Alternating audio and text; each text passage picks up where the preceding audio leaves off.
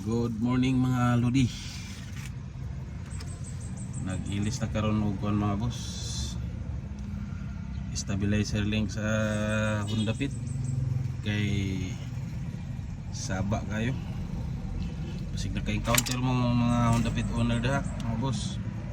Nanay murag magkagod sa kanang magdagan ang sakyanan.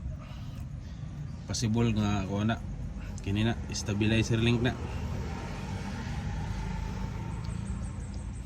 Basig na ay magka-encounter mga ingon ana.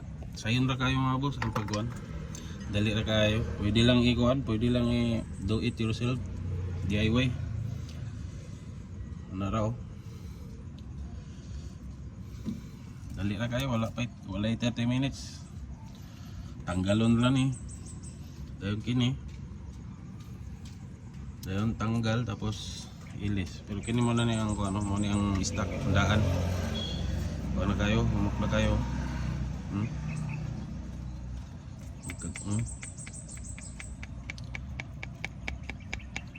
Mo ni karon ang bag-o, mga boss.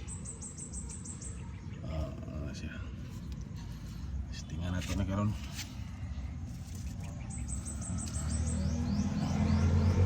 So pa na ako mailis boss, kaya nauna ako makalog.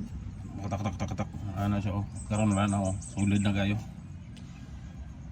Siya. So try niyo mga boss kung napoy parihuan ni og senaryo ang inyong sakyanan nga Honda Fit. Kanang igdagan bitaw labi na og kanang rough road. Magkinagulkol murag may naay magkagod.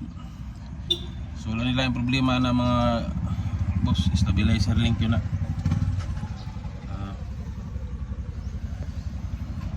Yun na.